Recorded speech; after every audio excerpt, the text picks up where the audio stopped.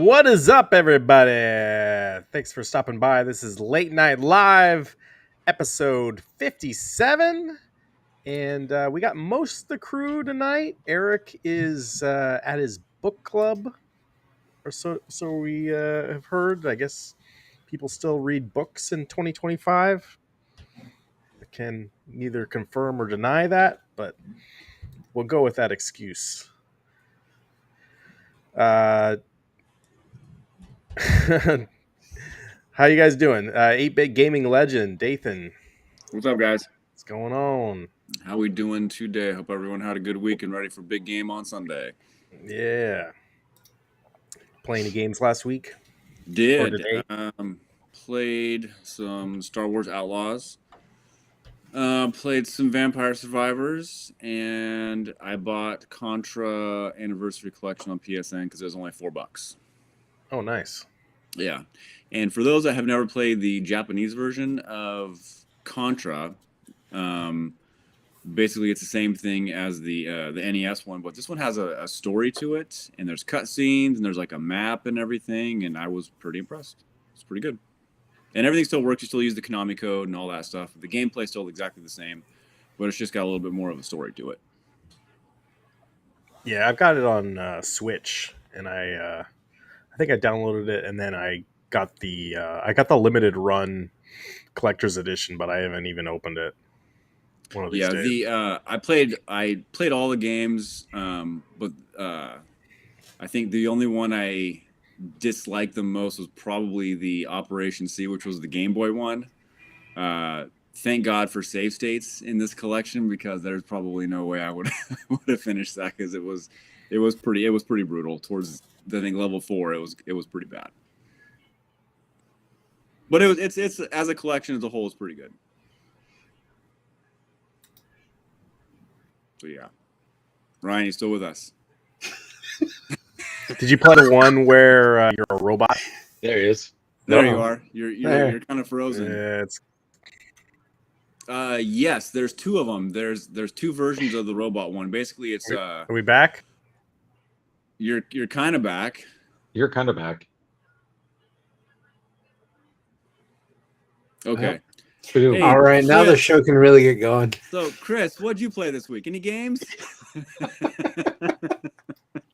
I played a little Kingdom Come Deliverance 2. Yeah, that seems to be the popular one right now. I bought a a single indie developer made a game called a game about digging holes. I bought that almost $5 on Steam. Like a modified Dig Dig Dug? Dug type thing. Yeah.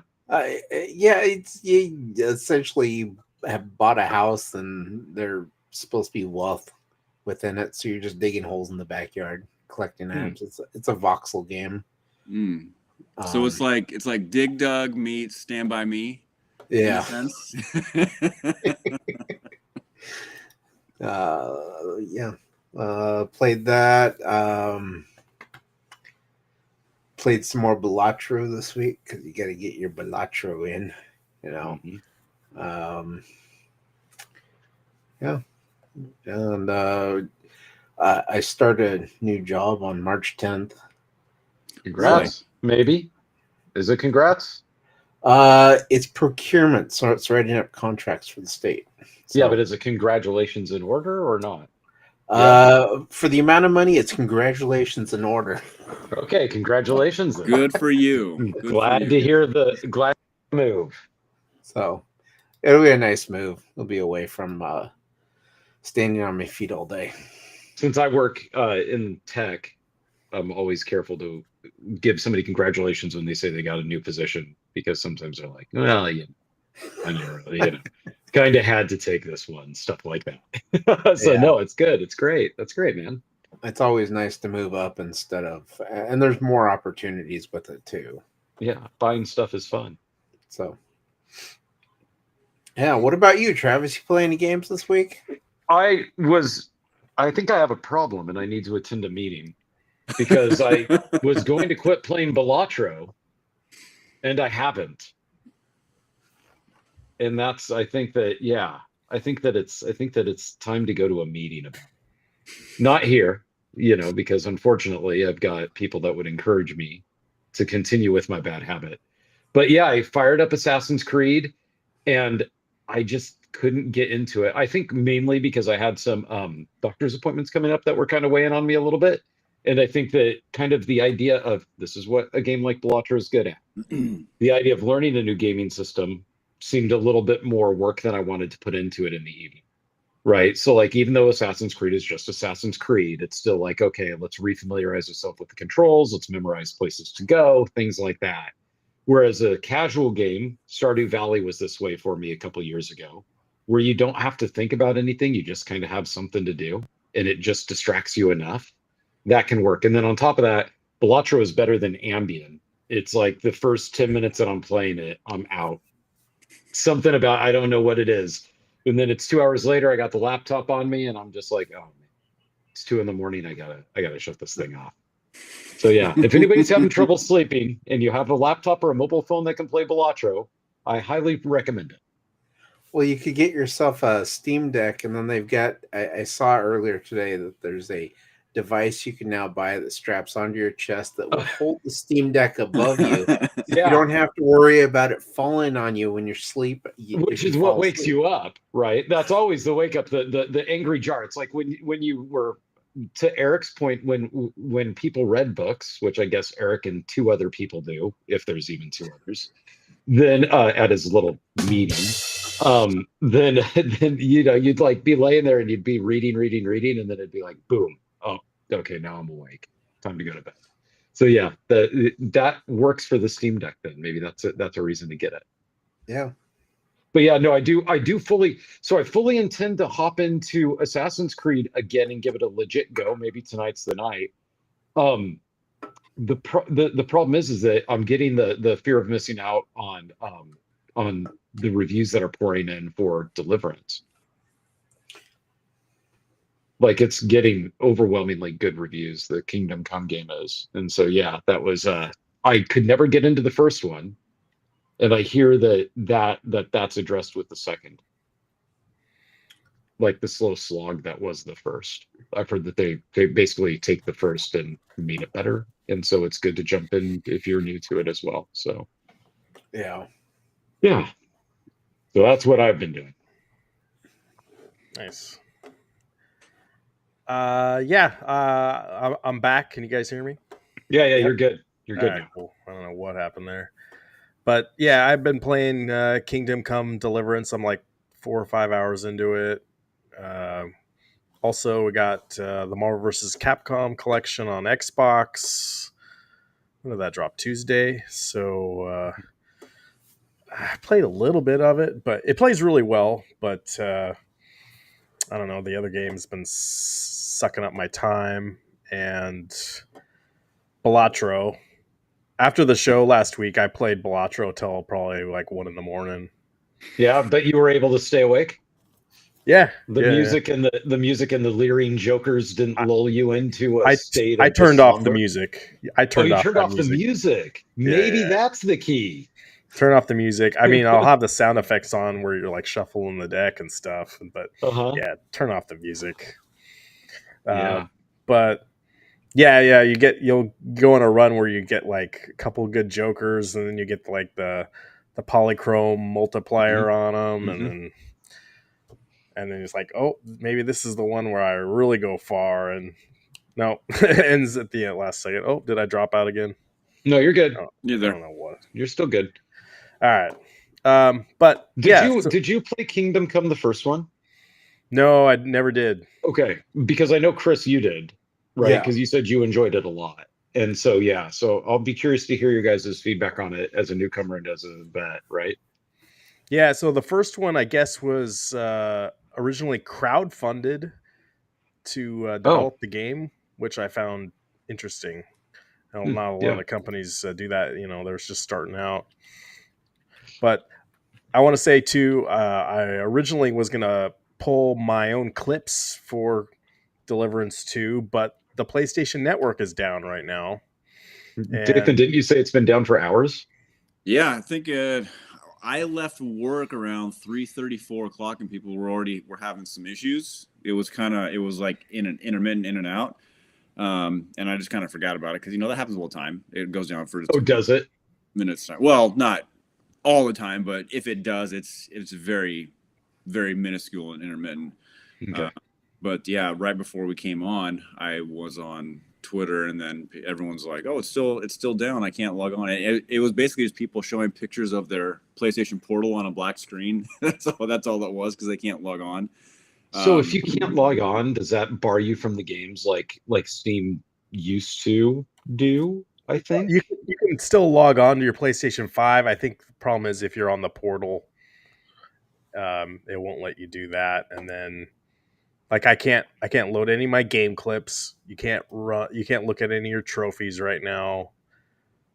You can't you can't even log on to the app, like the PSN app. It just you can log on, but it'll just say not working right now. It gives me the Gears thing. Something's not working. Yeah. But if you wanted to play a game, you could still power up your PlayStation and play the game. Yeah.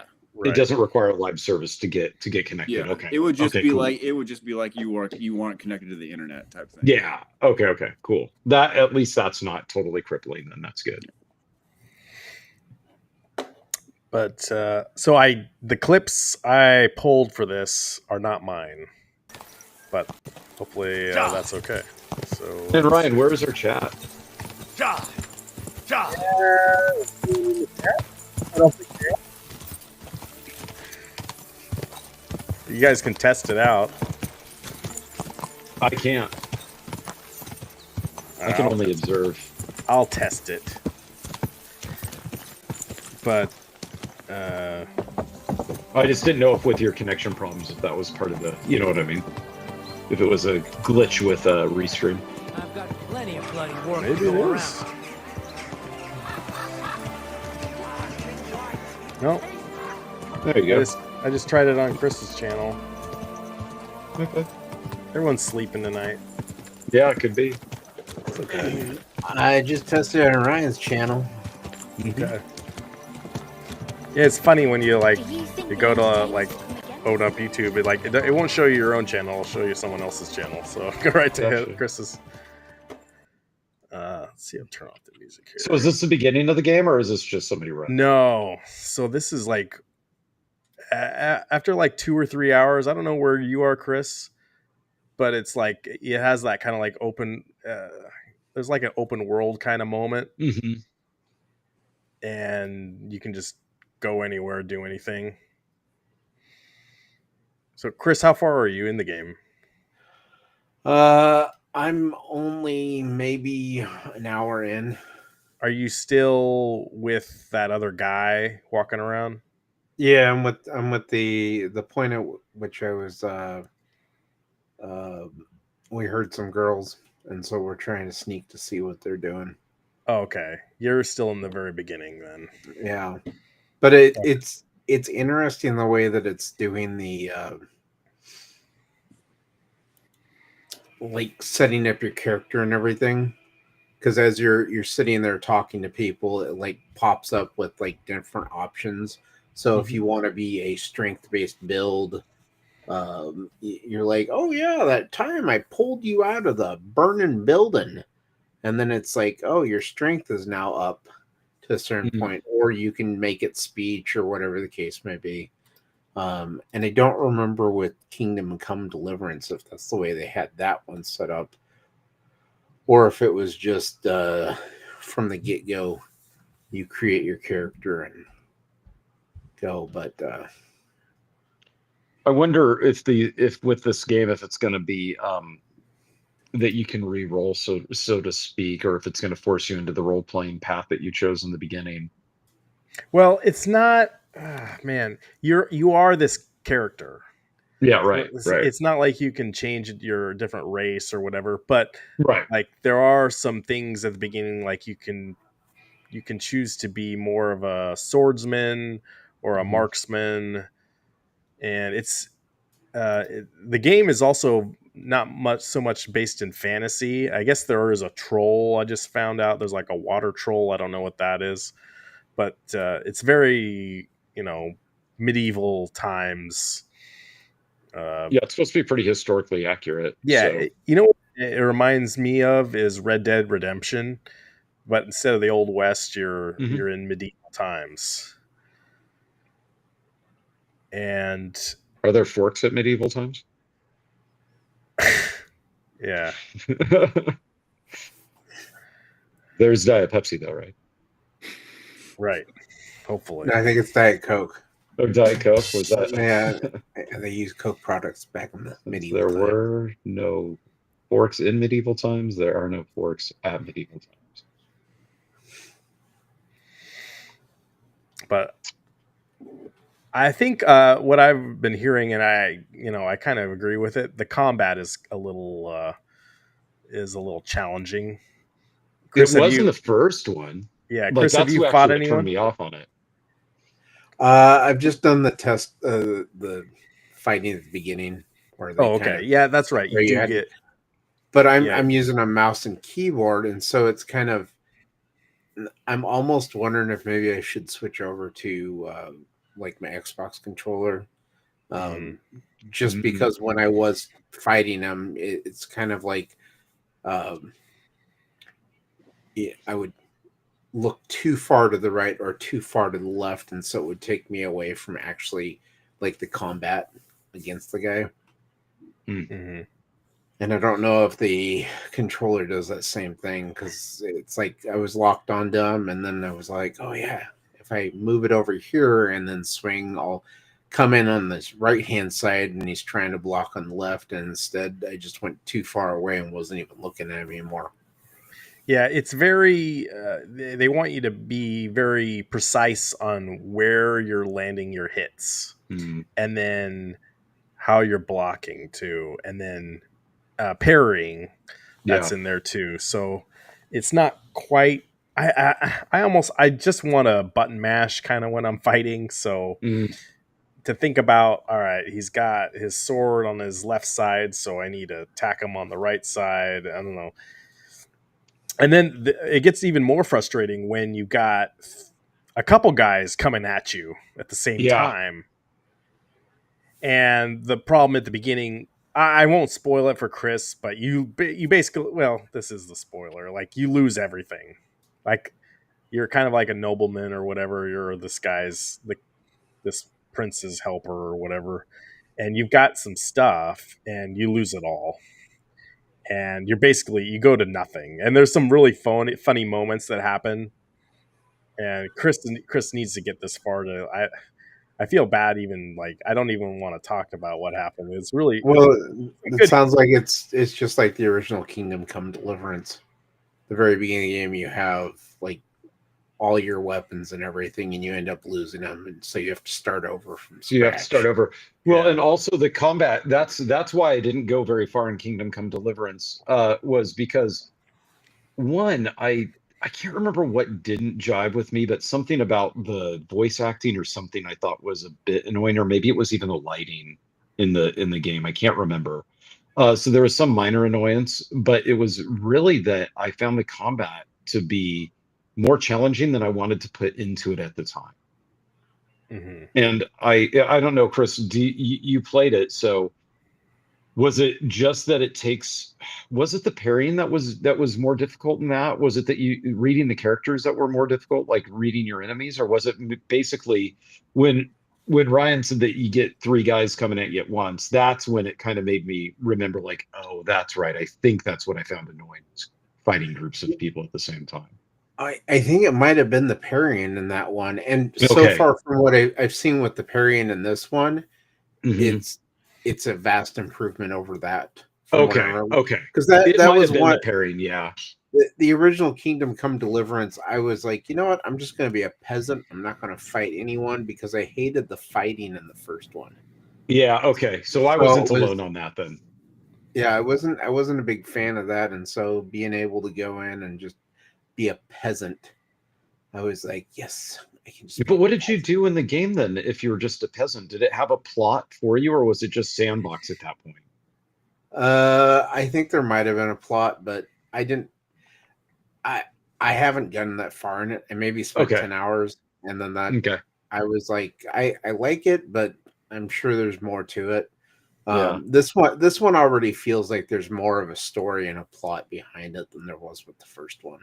Okay. Yeah, yeah, yeah. That's what I expected, was that it would be an actual like game with a story that moved, through things. But yeah. To be fair, too, there's a lot of other stuff to do besides fighting. So Yeah. there's a ton of dialogue. So if you're Hmm. into that, and I don't, this guy has it in like what is that, French or something? Yeah, yeah. But yeah, there was that. Like at one point, you have to make a potion.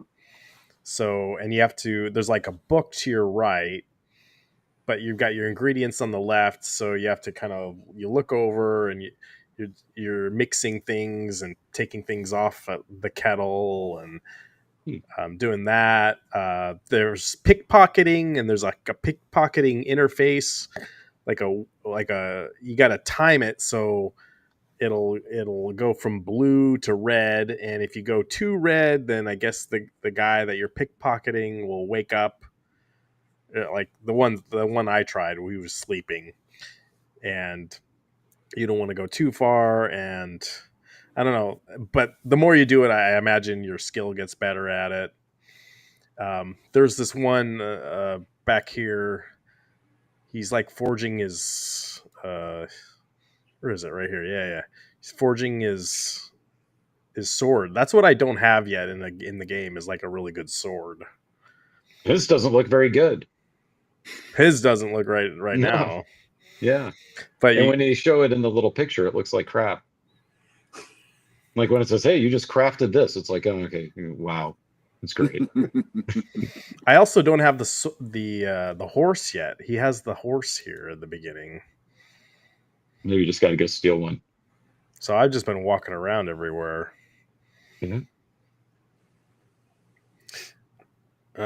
But how much was the game? $70? Was it 60 or 70? It's probably worth it. It's probably going to go down in price too if you want to wait. I'd imagine, Yeah, I but paid $59.99 on Steam for maybe it, it was just 60. But and Yeah. it's $70 for the physical version for Xbox and PlayStation 5 at the store. So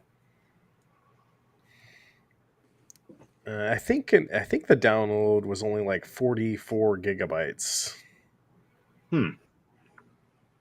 Yeah, which was I think that was surprising compared to what was the last one I just did that was like 80. I can't even remember.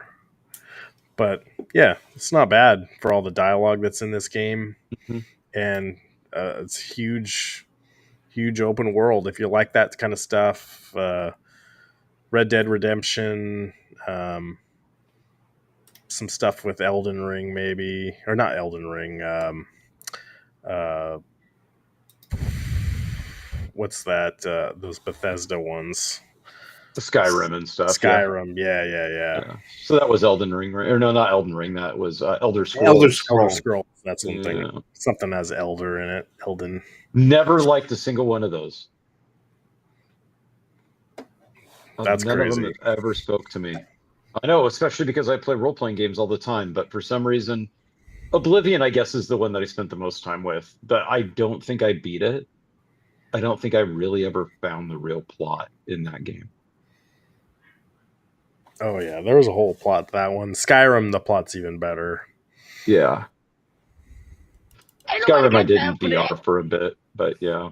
For some reason, something about those games, they never gel with me. I don't know. They could probably put this game in VR too, Travis, because I think you've said you don't really go for the first person games not too much. So you are first person in this one for sure. Yeah, it doesn't bother me. I mean, it depends. I guess I'm picky about if it's first person within genres. So my problem with it was Indiana Jones that I said that about. The problem with Yeah. it being first person in Indiana Jones was that I felt like it should be over the shoulder like Tomb Raider and Uncharted, right? Because I felt like the game would be like that. And so my own like closed-mindedness wants the game to be in that way, right? Same thing with Right. if they had done the Doom announcement that they did, and they announced that was going to be third person, over the shoulder. I would have been like, "That's stupid. I'm out. That game should be Yeah. first person." Like, Yeah. so I understand that it's my own closed-mindedness, but no, a game like this, I would be fine with because that's just what this game was. And this is also like you could spend this is $100, not $100. This is a 100-hour game Yeah. for sure. If you want to just do everything, tons of side quests like those Ubisoft games. There's side quests everywhere. You talk to an NPC and he'll give you a side quest. He'll give you like 3 side quests. And I've read that the side quests are like good, right? Like they're not just like go get this and bring it back to me. Yeah, sort of stuff. At the beginning of the game, like you lose your dog, and you got to go find your dog. But like, they give you a couple options on the map, but they're like way on the other side of the map. So like I'm walking there, and then of course there's like bandits that ambush you. So like, all right, I can't go that way. I'm not strong enough to even fight him right now. So I'm like, but you talk to another NPC, he'll give you another quest. He'll give you 5 quests. I don't know. This is quests upon quests upon quests. So if you love that stuff, you just get lost in this game. You totally could. And and my problem too, like it's hard when you got a family and got little kids coming up to you. It's like you got to be involved in this game for sure. And if you're just, I would love to just play this game like nonstop for like 8 hours. I'm sure like you could really have fun. I think that what is annoying about some of these games, Fallout had this problem, although I enjoyed Fallout 3, is when their games were like, okay, your quest is over here, and then you immediately go towards that area, and then you learn real fast that you can't get to that area because you've got to go level up a bunch. Right. I'm not a big fan of like the experimentation of, are these enemies I can beat, in these areas I can go to, versus have to figure out on my own when it's time to go to those areas. Obviously I do it. But when I play games, I just that kind of mechanic or that kind of gameplay design, it kind of grates on my nerves a bit. Yeah. It's like reminds me of stuff like Metroid Dread. Like you can get to this one part, or the Castlevania games or whatever. You'll see a ledge up there, but you don't have the power to jump up there yet. Gotcha. You got to figure out that it's later on to get that, and then come back and do it. But there's also like gambling in this too. I know, Travis, you're the degenerate here. Oh yeah. There's you can play. I think there's chess and uh, oh, uh, um, like a dice game. Okay. Yeah, it's funny that dice game. We call it 10,000 in our family camping trips. We play it, Oh, Mhm. so it's based on a real game, yeah. and so like all the rules and everything. I was looking at. I was like, hey, I've played this game before. But this one you just had to get like 1,500 points. That guy, that NPC right here, he kind of looks like Mhm. you, Chris. Not that guy. This other the guy. This guy. That's is that you? I'm seeing it. That's you. Yeah.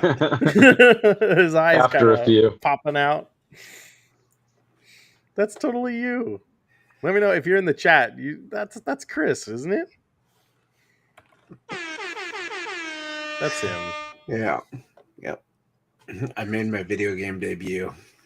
Yeah. Oh, the other thing, there's a bug also, and maybe they'll get it fixed. I'm not sure, but like if you hit start, you'll see the menu, like your inventory, and it on PlayStation, the menu is almost too wide. Like Ah, it's going past my TV screen, and it doesn't give you the option to shrink the screen at all. hmm. So it's like my field of view or something is too wide because like So, I'm and getting you can't adjust it? no. Wow. So I'm seeing like there's text like I could be reading when I'm looking at my inventory. Like I can see all my inventory, but there's other words on the sides that I can't see right now. So I don't know if that's a known bug or what. Or maybe there's something I'm missing, but I'll have to relook at it. But yeah, give this one a go. This is definitely very involved game. And I'll also say too, it was not on my radar whatsoever. I was not expecting to pick it up, but get 1 million copies sold on Monday. I was like, all right, we'll check it out and talk about it on the show here. Hmm. So, any other final thoughts on this one, Chris? Dathan, are you considering doing this one? No, he's Nope. not into the medieval I've times. never heard of this until just this moment. Oh, you didn't hear of the first one either? Yeah, Nope. it was because it was crowdfunded and all that. It kind of, at least in the PC gaming world, it kind of got some traction because of that, where it was, a game by us for us sort of thing, right? Yeah, never heard of it. Never even saw anything about it until Ryan posted it on the topic for the stream. I was like, I don't know what this is. So Did you I hate this one. did you like games like the Elder Scrolls and things like that, Dathan, or are they just not really your genre? Not really. I mean, Yeah. the most first person I get it really into is maybe BioShock. For the most Okay. part, that's about it. Yeah, BioShock is rad. Yeah. That was a good series. Jesus Christ, my God. What would annoy me is if you can't turn off the aiming dot, because I think that also was present in Indiana Jones and drove me nuts. Like in the center of the screen, you see how it's got the aiming dot? Mm-hmm. Yeah. That Indy, I think, has that as well. And when I was playing it, you couldn't shut it off. That I find a bit annoying. What, you mean you don't have a dot in front of you when you walk around? Yeah, no, I don't. I might need one actually, but yeah, that might help. That might be something they could do at the doctor's office. I'm not sure. Yeah, she wasn't much help there.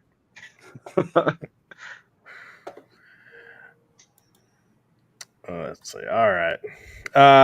They did have me do the drunk test though. That's kind of what I was joking about. But you guys, okay. so they had me do the Dewey test. Yeah. Got to walk in a straight line.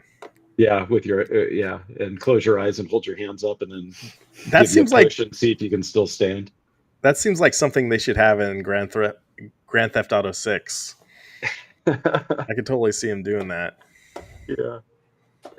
Well, did you see they had the quarterly earnings call for Take-Two, and they And that they said that Grand Theft Auto 6 is going to launch between August and December of this year.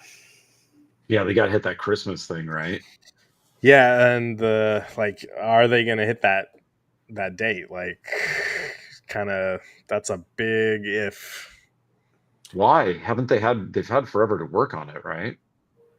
Well, I don't know. It almost seems like, I think what everyone's concerned about is there's only been one trailer, and they put that out in 2023, like in November or something, and Okay. then there's been it's been radio silence Okay. from them, and seems like if you got I mean, the game is gonna sell, but seems like they need to be doing more with it, and Yeah. maybe they could drop another trailer on it on Monday or whatever. They it's gonna Yeah. the first one You they expect did. more hype, in other words. Yeah. I don't know how many views that first trailer has. It's probably got 1 billion at this point, but it's kind of odd. So Yeah. that's why I think a lot of people are concerned it might get delayed. Yeah. But if they hit that number, yeah, they're going to have a great year. And seems like there was a couple other games they were talking about that were also releasing this year, but everything, I mean, that game's going to blow everything else out of the water.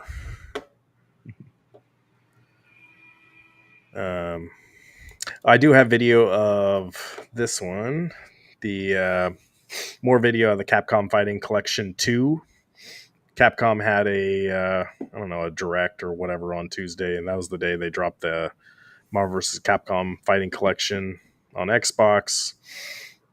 But they announced the date for this one is May 15th, May 16th, something like that. So you guys probably won't pick it up. I'll probably be the only one picking it up again, but I know Chris likes Power Stone.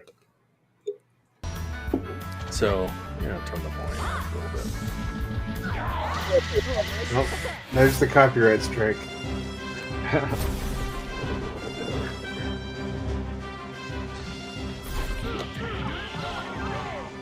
We definitely played this back in the day, right, Chris? Yep, Dreamcast. It's got that Naomi look to it, and Power Stone 2.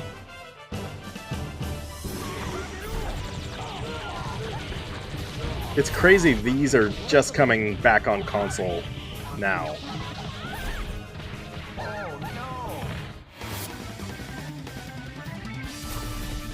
Oh, Nathan, did you play any of these?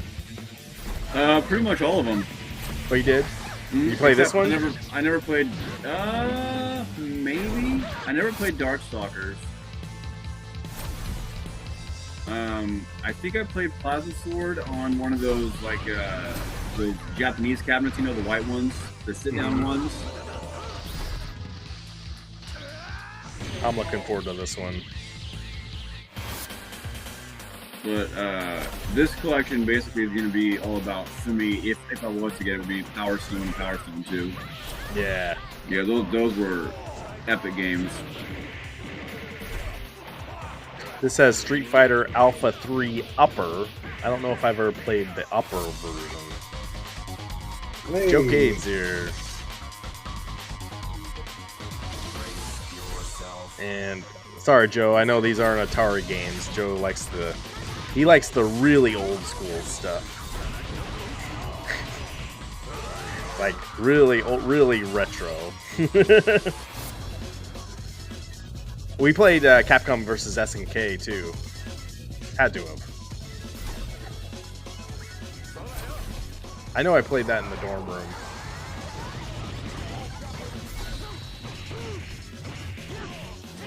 That was probably the last good version of these kind of fighting games that had the sprites and the 3D backgrounds.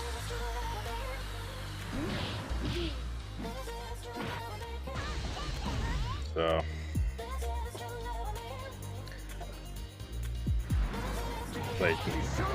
LOL, no school like the old school. There's the old school, and then there's the old school. Everyone go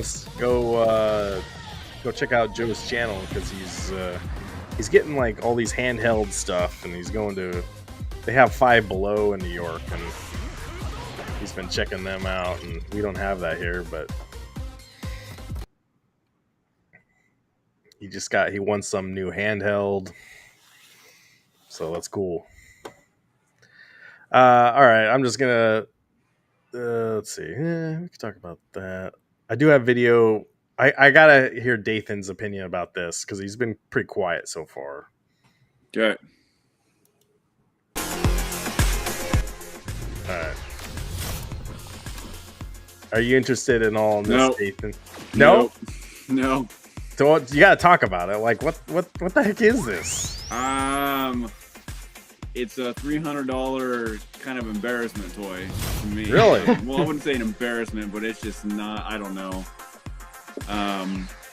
It's basically how do I put it? Like a Devastator or a Constructicon on steroids, pretty much. Yeah. That sounds cool, though. To me, it looks more like a modified Voltron than it does a Transformer. Yeah, it doesn't Voltron look is cool. Transformer to me. Voltron is cool. I mean, Voltron's cool, but make a Voltron, not something like this. I mean, these are a cooler individual for the most part, but as a combiner class, I not for $300. Was this ever in Transformers? Because I don't remember Lio Kaiser. I can't really remember. I don't think this is G1 at all. If some of the later seasons of G1 are kind of a little bit of a blur, but this does not look. I don't remember this hardly at all. Well, maybe you're not a true Transformers fan. I mean, that's your opinion, man. You can go by however you see it. You can soundboard it all you want, but I mean, they're not going to be getting my $300 for this one. I was actually kind of disappointed with this one. I was really hoping that HasLab would have got something better, but this legendary Decepticon. This is what they got. Well, I was thinking too, like they'll have these HasLabs, and they'll do like 3 or 4 that are like whiff and miss. Like I'm not interested at all. Like this is one of them. But they'll have one later on in the year that I'll be like, oh, okay, I got to get that one. That's like that for me. Last year that was the Ghostbusters one. But like they'll do a bad one. Oh, here we go. So you never know. You never know with these guys. So I'll be interested too. It's got they want a target of 10,000 backers in 44 days. Oh, they'll get it. There's a market for this. They're already at 3,736 right as we talk. There's a huge market for this style of Transformer. It's that Japanese retrofit kind of. Yeah. And when you go to like Transformers conventions and TFCon stuff like that, you'll see, there's a good amount of vendors, and they're got a ton of stuff that's exactly like this. So I'm sure that when Eric and I go to TFCon in Chicago, well, they won't have it this year. They'll probably have it next year at any of the TFCons. You'll see one of these there. There's also different tiers you can unlock if they hit certain targets. Mm-hmm. Let's see, tier 1. It's not a bad looking figure, but it's just $300 is a lot. I would rather. I hate this one. I would rather spend my money, which I'm going to spend my money on, the actual Devastator Studio Series 86 for sure. Why don't they just do another like a big Devastator that's like? Well, they are. They're doing the Studio Series 86. They just announced 2 more figures today. Oh, okay. I think it was long because MegaCon is going on in Orlando right now, and that's why a lot of these announcements are coming out right now. because Hasbro and HasLab are both there doing their presentations and stuff like that. So today was day one. I know Toy Fair should be coming up too, either later this month or next month. So yeah, and there's a lot of good Transformer stuff that is coming out this year. So we're, I was a little worried about, where they're going to take the next line and where they're going to go with everything, but I'm not concerned. The next couple of years seem to be pretty solid. And where's the next Roboson Transformers? That's a good question. I don't know. I thought they were going to announce something when they were at CES, but they just had their normal stuff. They didn't have any new stuff. Their newest thing they had was the Buzz Lightyear. But I'm trying to think. I think the next TFCon is in Toronto. TFCon Los Angeles in Burbank. But they don't really make announcements there. They might have like a banner or something, but I don't know if they'll have any new announcements there or anything like that. So it apparently was a G1, but it was a Japanese anime only. So they released it. They released it over there as what was this? Transformers Victory. So it was the very last G1 like cartoon series, but it was only released in Japan, and that's where they introduced this Lio Kaiser. Yeah, they'll probably have it funded probably by the end of the week, maybe even the end of this weekend. No, I don't. If you don't like it, I'm curious. I bet you there's other, like, I'd say you're a hardcore Transformers fan. Would that be fair to say?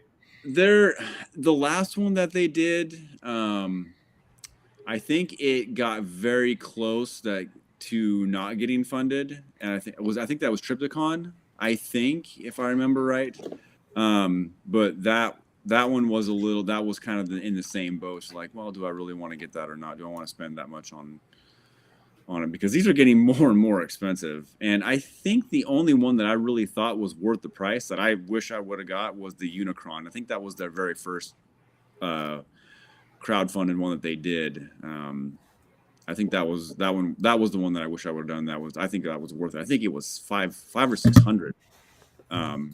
But it's quadruple the price now if you were to get it. Keyboard Chris, what's 44 days from now? 44 days from now? Yeah. What day is that? What, second week of March? Third week of March? It's 21, 28.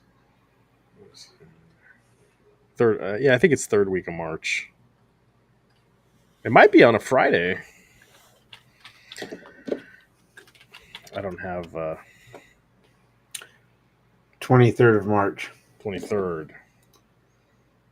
That's a Sunday.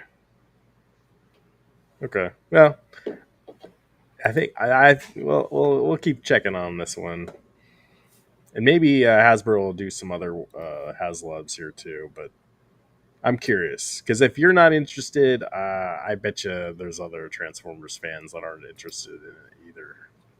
Well, that's just my guess. I'm not familiar with the Japanese Transformers Victory series at all. A little bit, but nothing like to drop $300 on a figure that I'm not too familiar with is a little bit much. But who's to say that's there's a demographic in where we're at that wouldn't. So it's hard to say.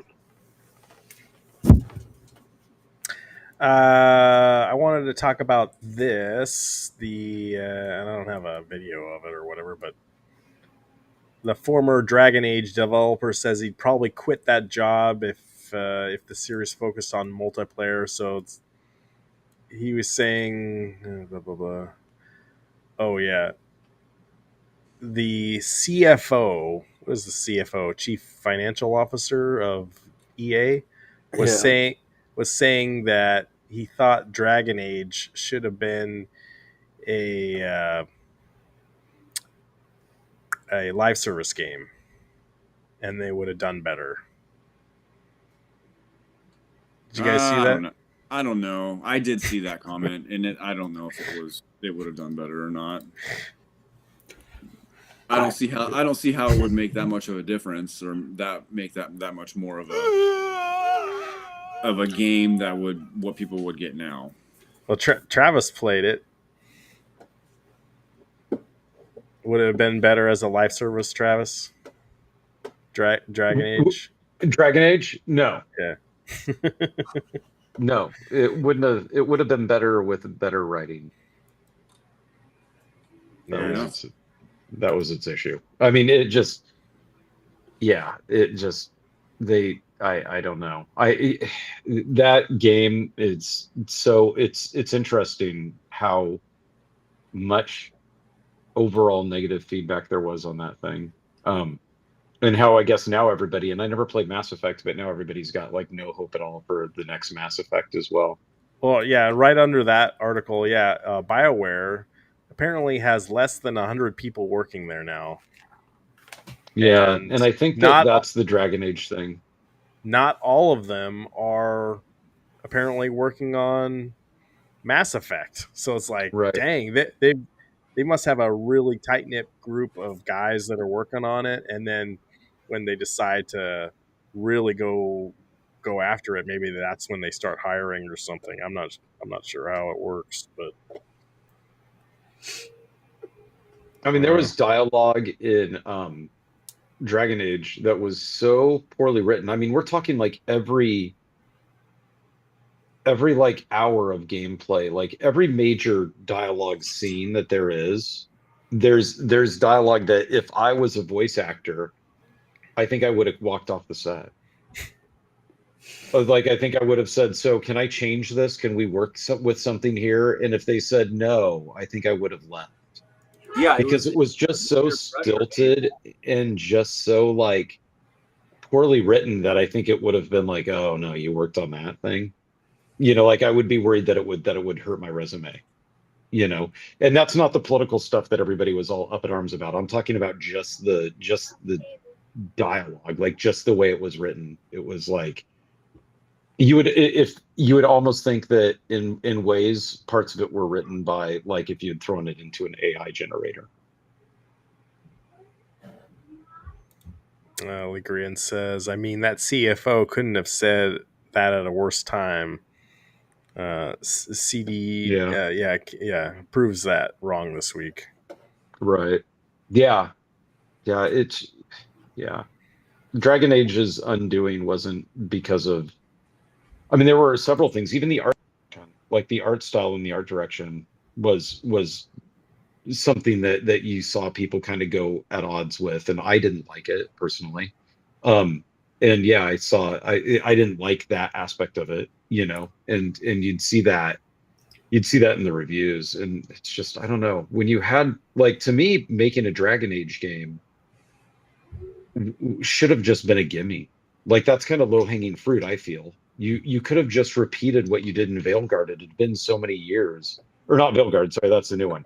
The Inquisition. You could have just kind of repeated that, and people would have bought it, and they may have said, like, well, okay, they're just doing the same old thing again, and, you know, they would have been taken to task for that. But to blame it on anything other than that they took too many risks, executed poorly, and you know, and yeah, definitely staffing issues, you know, to blame it internally, to blame it on anything other than that, that's ridiculous. Yeah, it's funny you say that too. The other, I have another article about Warner Brothers and how they're apparently just starting on working on a new single player Batman game. Like, that should have been greenlit years ago. But we got last year, Chris, we got that Suicide Squad game, or no, Kill the Justice League. Yeah. You remember talking about that, like, on our second episode? Is like, what is this? What is this garbage? They should have done another single player Batman game. And it was like low hanging fruit. Like, why? It was like, well, and then they just, that Kill the Justice League, they just finished it up with a comic where they explained all the Justice League members outside of Wonder Woman were just copies. So none of them were the real people. Wonder Woman's the only one that was the actual Justice League member. Yeah. And people were like, you killed off Wonder Woman in this game and everyone else, and now you're saying that Wonder Woman's the only one that was real? Well, Like, Chris, I do want to give you a heads up. None of them are real. oh, I know. Jesus Christ, my God. So I'll just give you a heads up. But and apparently they are working on a Wonder Woman game. But this was announced at the Game Awards in 2021. It's been that long. So it'll be 4 years this year, and it's apparently the budget has already gone over $100 million for this game. And whoa, that sounds bad. And there's no release date or anything. I guess Suicide Squad Kill the Justice League was a $200 million flop for the company. Holy moly. So, man, I get you gotta spend some money on these AAA games, but whoa. Yeah, and that's a lot of that change. Wonder Woman game is such a Monolith Games. They did Fear, Middle Earth, Shadow of War, Shadow of Mordor, Condemned 2. So that's kind of what I don't know if they went to Warner Brothers and were like, hey, we really want to make this game. Because it seems a little out from what they've done in the past. It's crazy. I don't know. Why these guys gotta overthink things, and it takes years for them to make these games. So they gotta, and I get they gotta plan in advance on what everyone 5 years from now is going to be into. Well, I'll tell you what, like everyone's going to be 5 years from now, everyone's going to be into a single player Batman game. I guarantee it. Guarantee it. It's like, come on. Anyway, I don't want to beat him over the head with it, but Leakrian says game development is expensive in AAA. Rumors were GTA 5 was 500 million. Yeah. Developers, developers, developers, developers, developers, developers. Developers, developers, developers, developers, developers, developers, developers, developers. Yeah. Can you never play that soundbite ever again, please? Really? Let's just scratch Developers, that. developers, Let's just developers, scratch that one developers, from developers, developers. the soundboard Developers, for developers, forever. This was the one. This was the like one of the ones like I was really like excited to show you that one week. What was it, 2 weeks ago? Like my soundboard wasn't working. Like, oh, I got this one. Oh, No. oh no! Oh, what a bad time that was. You don't like Steve Ballmer? Not like that. He sure gave the Clippers a beautiful arena down there in LA. So, but yeah, no, he's funny. He's a really intelligent guy, from what I've heard from him. Let's see. So okay, we talked about Warner Brothers. Talked about Wonder Woman. Apparently, there's a rumor that a new AAA Castlevania game is being developed. That sounds awesome.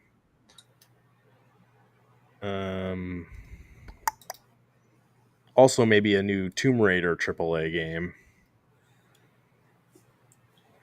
But, yeah, Joe, it was Steve Ballmer, who is the CEO of Microsoft. Yeah. He's the owner of the Clippers right now. But, all right, back. I lost my train of thought. Castlevania AAA. So if they do a AAA Castlevania game, like, man, I hope they don't make it like 3D. It needs to be just a 2D Symphony of the Night kind of sequel. I think it will. I think a good model would be to do Metroid Dread. I think. Yeah. That seemed to have a pretty good like 3D visual to it, but it was still all 2D aspects. Agreed. I think that's a good model going forward. That if they are going to make a 2D Metroidvania style game, that would be the way to go. Just use the same kind of like inventory system though, and the save states. Yeah, and... it just pretty much just like a mirror image type thing. Yeah. Honestly, I mean, they could even like, I know that this doesn't sound great, but they could even Mario 2 of this. They could even like just, pretty much copy Metroid Dread and then just put different sprites, different skins, different inventory items, and just kind of do that same thing, and you would be set. If they remastered it, that's what I was thinking. Like, if they remastered Symphony of the Night, I would buy it. Right? So. Oh yeah, I think it would do well. It's like the Zelda games. Like, if they if they remastered some of those Zelda games, Dathan, you would buy them. Mm-hmm. Guarantee it. Yeah. Bringing up Nintendo, we were talking about last week, maybe they would do a direct this week. They did not. But they did announce that when their presentation on April 2nd is going to be, it's going to be at 6 a.m. Pacific time on April 2nd. So get your coffee, you guys. I guess I'm up earlier than that anyway, but you could pretty much pencil in that pre-orders are going to be available right after that show. Yeah. Within the 30 minutes after that show ends, pre-orders are going to start hitting. I wonder if the games are going to leak out before that show. I don't think so, although I did see today that the creator of Smash Bros released something like a picture and with a Switch 2 tag on it. But I heard that the Smash Bros thing was done. Like, they weren't going to do any more Smash Bros. So is that Sakurai? I can't remember who it was. But there was a picture of it was like the logo for Smash Brothers, and then it had the Switch 2 tag on it, and so that was all that was there. It wasn't anything else. What if they added Transformers to the game? They're not going to add Transformers to the game. It's not going to happen. Who cares? No, but you that's your go-to. That's your go-to for me, isn't it? It's like, well, you're gonna go buy a new car. Well, what if it was a Transformer inside it or something like that? That's a good idea. Are you gonna? Yeah. Oh, there's a new. Then the Mortal Kombat movie's coming out in October. Are you gonna go, if Optimus Prime was in, you gonna go watch it? Something like that. Exactly.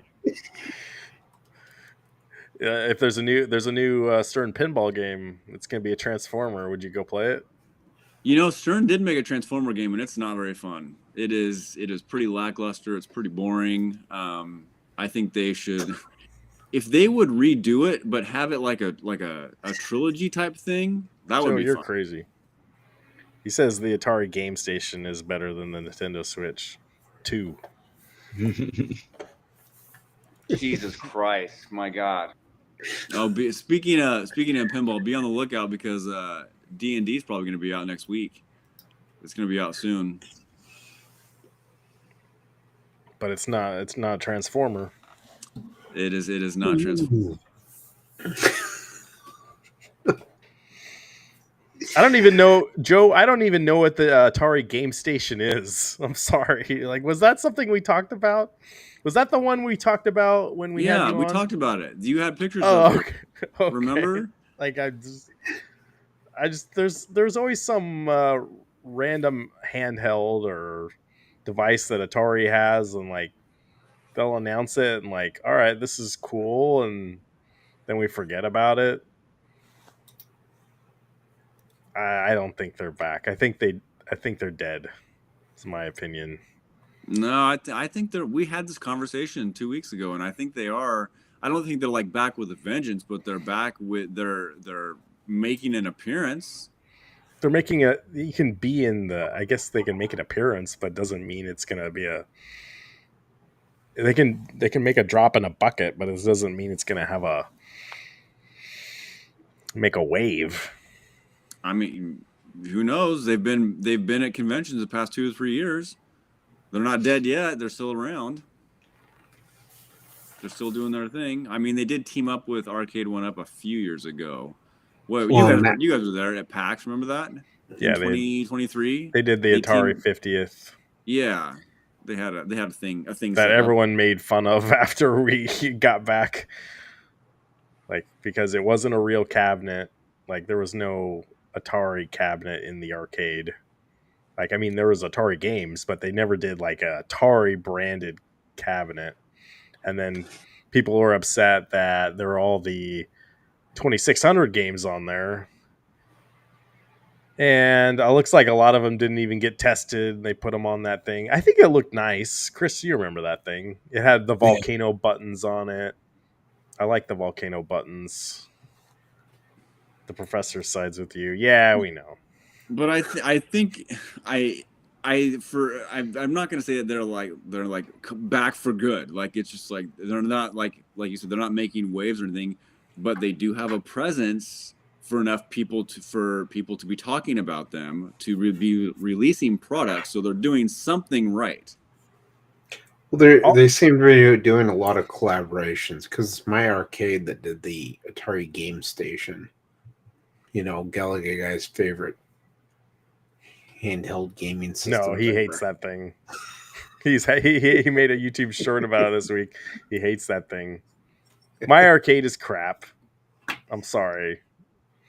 Maybe I need to be nice to potential like people that could send us stuff, but like I'm sorry that I'm just being honest. Like it doesn't interest me at all. I've never used the My Arcade, so I don't know if they're actually crap or not. But some of their cabinet designs for their little arcades are kind of weird. All Atari needs to do is make games for the Switch. That's it. That's all they got to do to make money. Period. And they could do the old school games, but I think they need to do new games. Do newer style arcade games because the younger generation does not remember Asteroids. It does not remember Lunar Lander. It does not remember Tempest. And it's okay. It's okay to do new games. All right, here we go. Atari is back. I don't have the means to properly defend myself. My stance. This is Joe talking. All I ask is you invite me back on your program one day. Do you want to come on right now, man? I'll send you the link. This is the episode where Eric needs to be on here. Eric's an Atari guy too, so he should be on here. Well, Eric misses important episodes. Yeah, he's too busy with his Twilight book club. I was just gonna say for book club. Book club. Hey, you can't. You gotta. We see what's important. But yeah, I don't know. Man, Joe really likes Joe Cade needs to be Atari Joe. You need to change the name. But he's been check out his channel. He's been also putting up stuff with Mario Brothers and stuff. So I know he likes other stuff besides Atari. But he defends Atari to the death. I don't know. Atari, just put out games on Switch. Do newer games. Do something exciting, and you don't have to make AAA games, but just do something like a Balatro kind of like ish. Which I also heard, Travis, there could be a Balatro sequel coming too. Chris, you had that Xbox ID showcase. When is that? Later this month? I think it is later this month. I think I heard somewhere that Balatro is going to be there. So they're either going to do a sequel or they're going to collab with somebody. So that could be interesting. Because Balatro is very, very indie game-ish. Yeah. That's February 24th at 10 a.m. So is the Xbox ID at Showcase. February 24th? Yep. Okay. So if Balatro shows up, we'll talk about it. Well, you guys can talk about it. I'll just listen to something else. Stop spending your money on stupid shit. What about the release date for Metal Gear Solid Delta? You guys see Yeah, that? yeah, August. that May, right? I thought it was August. August Oh, 28th. My God, they really delayed that thing. Yep. I need to check my. I ordered that at Best Buy, and that must have been last year, right? Well, maybe the year before. No, I'm pretty sure it was last year. And they announced it last year. But they had like a whole collector's edition. Yeah, because we talked about it on the show. Okay. Yeah, because I remember talking about it. But I think that was supposed to come out last year. Like we were thinking it was going to be December or something. So it's crazy they pushed that one back. I'm still going to get it, but it's kind of like Resident Evil 4. It's a good game. I'm curious to see how well it plays with the remastering, but they're really taking their time with it, Konami. So, yeah. All right, so we talked about that. Talked about Transformers. Dissed on Atari. Didn't mean to hit that. Sorry, guys. Chris, are you watching Captain America this week? This Friday? You said you already got your tickets? No, I haven't gotten my tickets yet. Oh, okay. I don't know if I'm gonna go see it during the week or weekend, but I'm gonna go see it. This weekend I'm seeing Love Hurts and Heart Eyes. Heart Eyes, huh? Yeah, we could talk about the trailers that have come out already for Super Bowl. No. Well, I think because I'm watching Captain America on Thursday, but I swear every day they're releasing more and more footage. So I think I've pretty much seen about seen the whole 15 movie. to 20% of the movie so far. Yeah, they've put out some more stuff that I'm trying to avoid when it comes to Captain America. Because I do listen to the Marvel podcast every week, and I didn't know this until today. It was rumored. It was heavily rumored, but the director came on there and said that Liv Tyler is back in the movie. So she will be making an appearance because she was in the 2008 Incredible Hulk. Oh, really? As Thaddeus Ross's daughter. So she's going to be back. Yeah, that's going to be a weird one.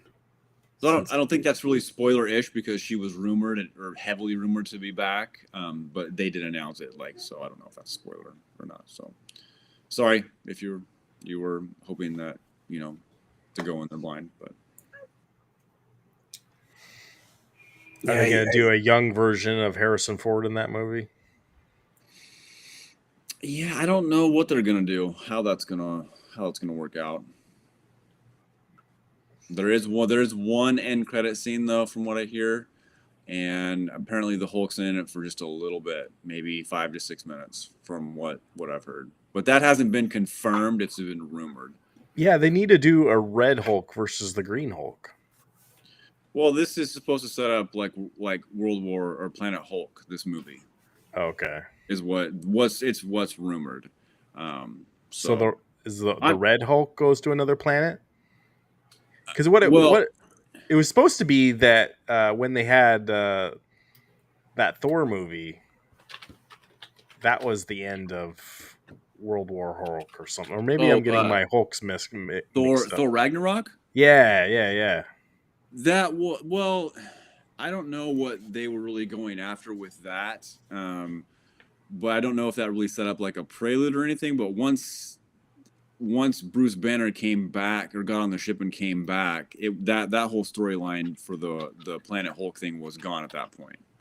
for the most part.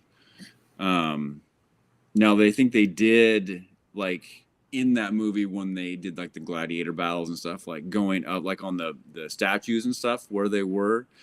They had, I think they had like Beta Ray Bill was on there. I think they had another Thor or a Hulk character that was on there, but they may use that as like plant, as they like to say, like they like to plant like these little seeds everywhere so you can like reference back to it. What Marvel likes to do a lot. Story to follow with the whole Marvel thing that's going on as well. Side quest here.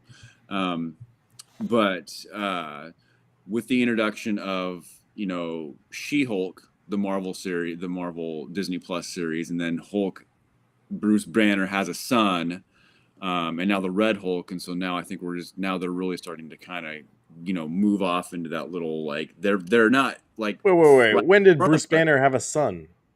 Was that in the She-Hulk? The She-Hulk. That I was didn't. like I didn't finish it. Oh yeah, really? Yeah, it's that was the very last like 10 seconds of the series. Did they have a son together? No. Wow. Are they from Alabama? No, just if you just watch, you can probably YouTube the last like 30 seconds and it'll show it. But yeah, because the son was from Planet Hulk, is where that was introduced in the comics. It's Sakaar. Does the baby Sakaar's have the Hulk blood in him? Yeah, he's like a legit Hulk character. Like when he introduces the character, like he comes around a corner and he's like a little a smaller version of Bruce Banner. Huh. Okay. But you know what I was saying, like all of these characters that are out now, like they're not like right in front of, they're all kind of like planted all over the place, so that when they do introduce the Planet Hulk or whatever they want to call it, they're going to be like, okay, we can pull it from here, here, and here, and then all that. They're going to go forward with that storyline going from there. They definitely have a plan going, but it's interesting to see what they do because the last all the movies after the Avengers Endgame have been crap. Well, I think now because they did get the Russo brothers to sign on to do Avengers, Doomsday, and the Secret Wars, I think that's really going to change things, because having those guys back on the playing field is going to make a huge difference, because I think everybody knows how important those guys are to the MCU and what they've done in the past. I think a lot of people felt a lot better with the MCU going forward when they decided to come back. For sure. Right. Travis, Chris, you have anything on the Marvel movies? No. I still need to catch up on the first one. The Fantastic Four trailer looked really good. I think everyone said that.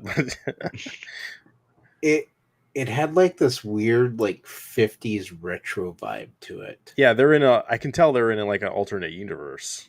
Well, they're in I watched a couple of Easter egg from what I could gather, Easter egg breakdowns from the trailer, and they all kind of pointed to mostly the same things here and there, that what Reed Richards was working on was a bridge to the multiverse. So you have your Earth 616, your main timeline, and then you have his timeline, like kind of like right here in their parallel, and he's trying to create a bridge to go into it, from what it looked like on the chalkboard when he was writing across. I wonder what happens is you see Galactus at the end there, or I don't know if it was at the end or whatever, but in the trailer you see Galactus at Earth. I wonder if he destroys Earth.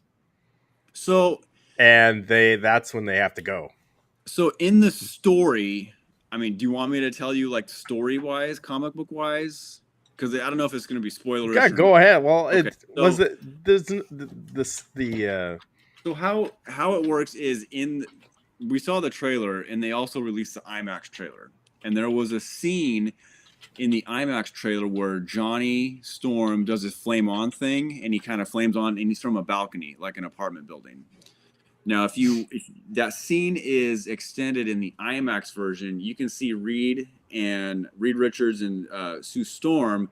Reed is pulling her back a little bit, and the rumor is that she's pregnant, and the baby is going to have the power, like these ultimate Fantastic Four powers or whatever, and that's why Galactus is making an appearance to their planet, basically saying, your planet's going to be demolished if you don't hand over the child. I think, well, didn't they? I thought they had twins, actually, if I remember the comic book. I can't really remember. I'm just going off of what I read. It was been so long since I read the comics, but it kind of clicked on in a little bit from when the IMAX trailer was released, and someone broke it down a little bit. And when asked about it, like about being pregnant on the movie, there was like a no comment type thing, like a no comment. I'm not going to talk about that. Oh yeah, they interviewed the lady playing Sue Richards. Yeah. So I think I saw that. I kind of think that's the direction that they are going to go with it. I think, but who knows? I don't know. The other interesting thing too is maybe they did this last year, but they're releasing these trailers before the Super Bowl, and I find that interesting because it seems like they'd get maybe more of a I don't know. They get a lot of people watching them during the Super Bowl, but releasing it early, you're definitely allowing the more hardcore people to really analyze it before the mainstream people do. So I don't really think there's much of an issue with it, because I think it was. I just find it fascinating. Well, I think it was viewed over 200 million times in the first 24 hours. Yeah, which is pretty impressive. But they didn't used to do that. Like they used to just they'd have Super Bowl, and that's when they.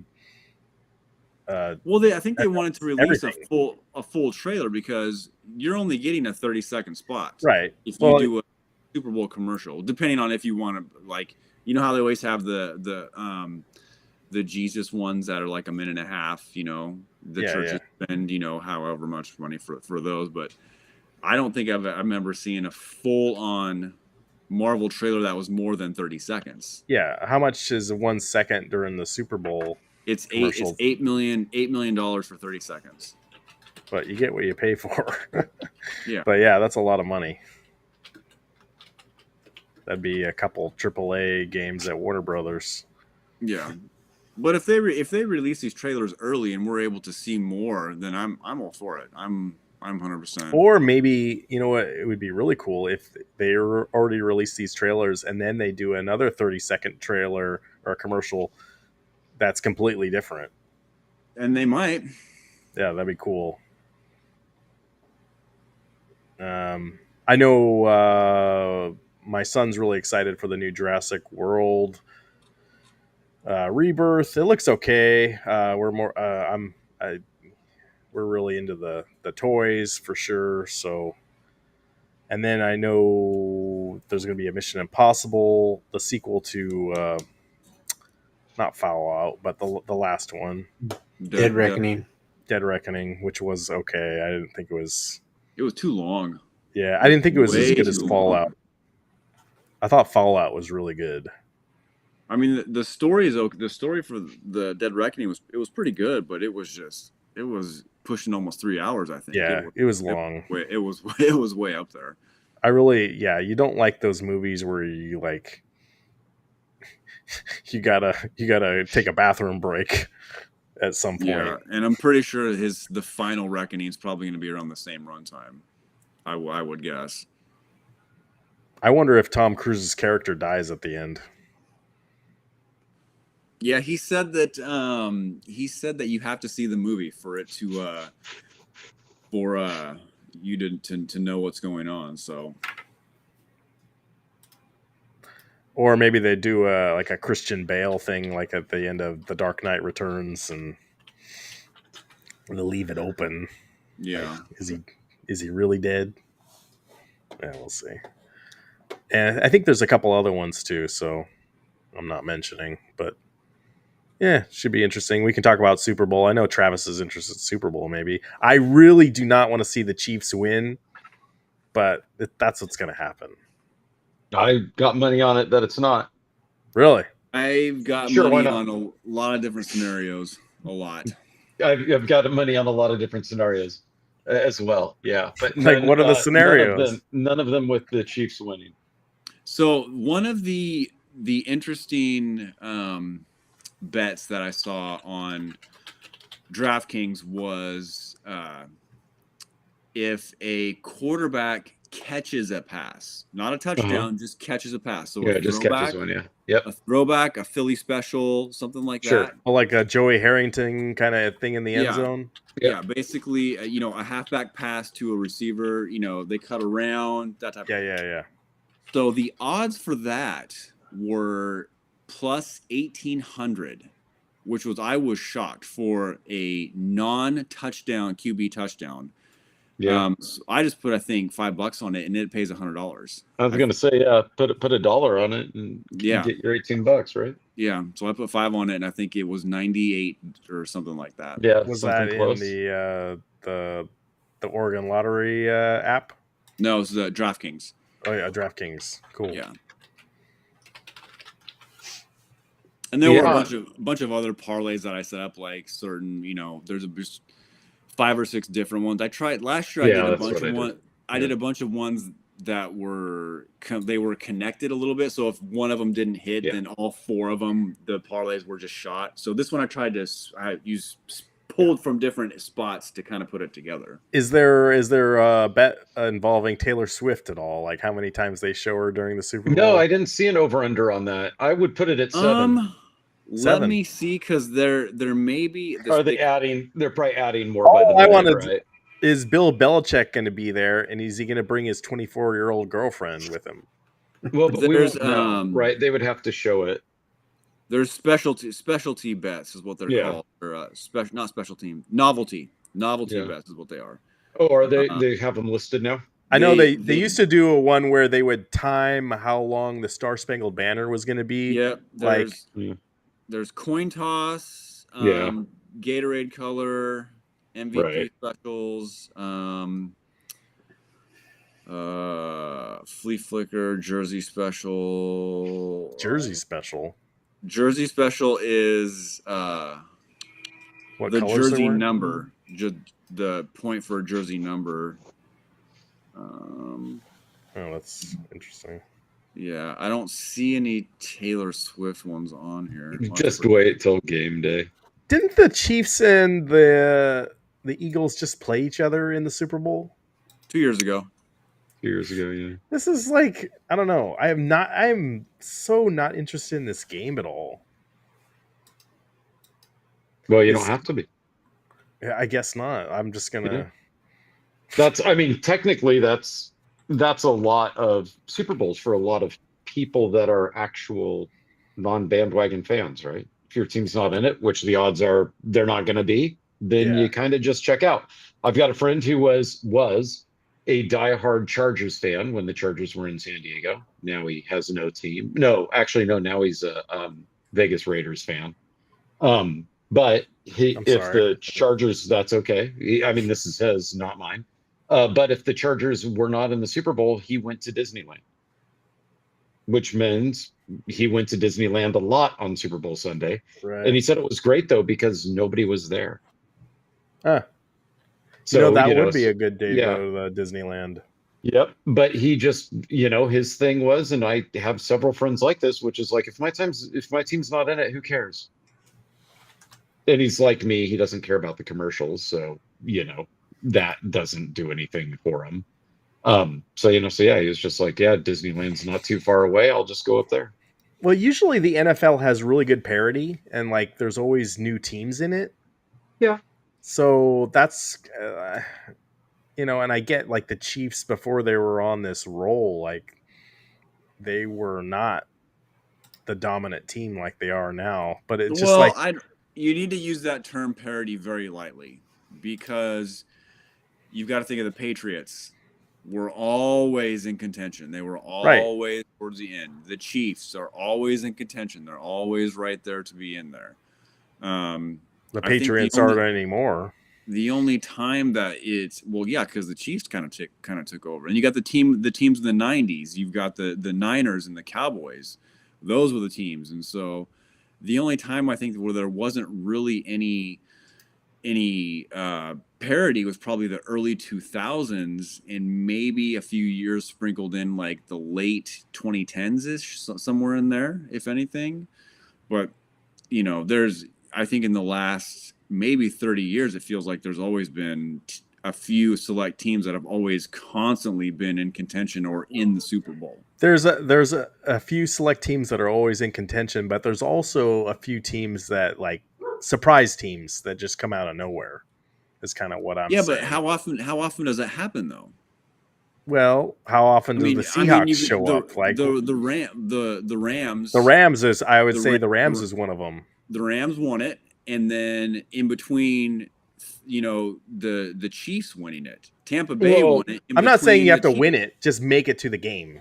Yeah, Dathan, I think though, but like for the Chiefs to make it to the playoffs, you got a 1 in 4 chance for your team to make it there, to make it to the playoffs.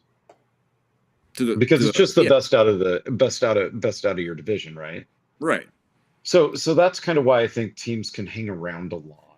Like even the Seahawks were like the best of the worst for a long time. The Bengals played the Rams in the 2022 Super Bowl. They came out of nowhere. Tampa Bay, the Falcons. Tampa Bay didn't come from out of nowhere, though. Carolina Panthers. Tampa Bay beat the Chiefs, didn't they? I don't know. I think so. Yeah, they beat the Chiefs. Right. That was Tom Brady. They won. It was like it was a landslide. It was but I'm saying is I'm not saying it's not. I'm not saying that. I'm just saying Tampa Bay is not normally in the last time they were in the Super Bowl was 2003. Yeah. I'm looking at the Super Bowl. I don't know what Pro Reference right now. The Chicago Bears. Like, man, I that'd be cool to see them again. I think there's a lot of Kansas City Chiefs fatigue when it comes to the Super Bowl right now. There is right now, because of recency bias on it. But I actually am not fatigued by him being there. I don't care. The Baltimore Ravens, they've been a pretty good team. But it looks like the last Super Bowl they made was 2013. Right, the power outage. They beat the Niners. Right. Thanks to the power outage. Mm-hmm. Because they were not doing well up until that power outage. The New York Giants. That's another one. They were last in it in 2012. Yeah, but the Giants were able to take down the Patriots twice. So Eli Manning, GOAT.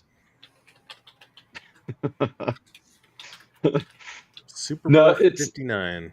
It's an interesting thing. I would say that my concern for the Eagles, if you're tired of the Chiefs and you want to see the Eagles win, which I want to see the Eagles win, not because I'm tired of the Chiefs though.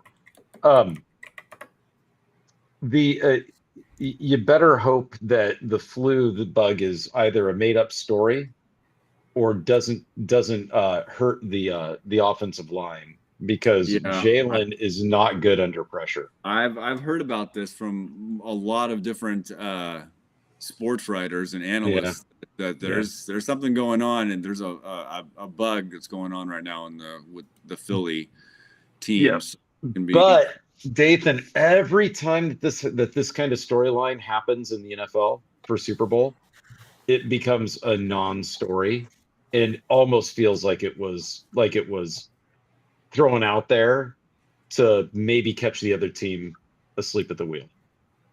Yeah, I mean that's true. You know what I mean? Like whenever you hear about, one of the players has like a terrible cramp in his leg that everybody's keeping a secret, that player ends up running for like 120. Yeah.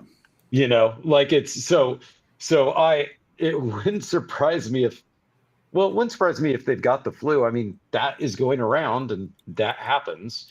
But none of the players have missed practice, at least yesterday. I didn't look today.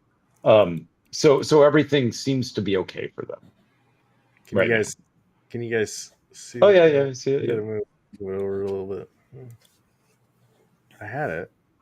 No, Jalen Hurts will not throw an interception. He's very good about that. Zoom. Okay, yeah. Okay, first TD jersey number. Over 15, under 15 and a half. Interesting. Yep. Will the first scoring play be a touchdown, a field goal, or a other score? Oh, you really make big money on other score. Well, you know the Seahawks with the safety. Yeah, some That guy. that You, pig. you remember hearing about that? Some guy won $20,000 because he I picked didn't a hear that safety. anybody did. I was just thinking, like, for the other score, that would be pretty Yeah. good. So he said the first score was going to be a safety. Like he It was dialed gonna it be in a that well. safety. Yep, and I think he put like $100 on it, and he won $20,000 on it Yeah. because, and that was the very first snap of the Yep. game. That And was the very first snap of the game it was over the safety. over the head. Yep. That was a great game.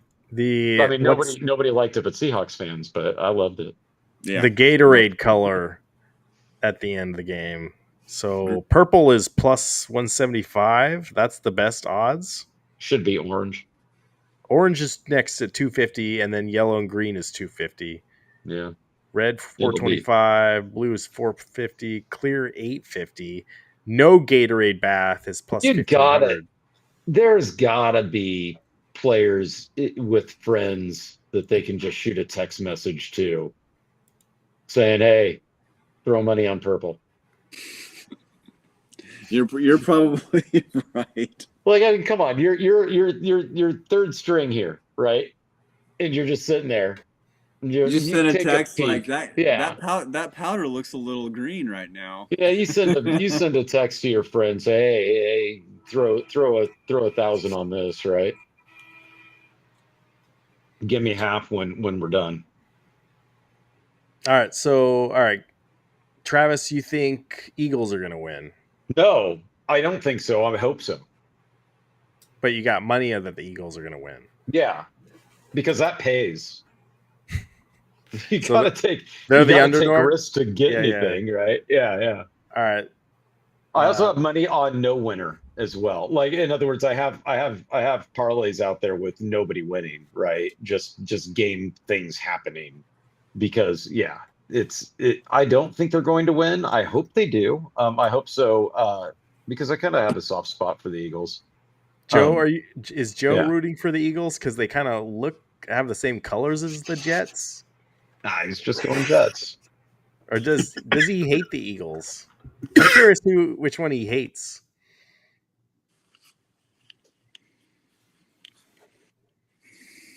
Maybe he doesn't hate anybody. He's a good guy.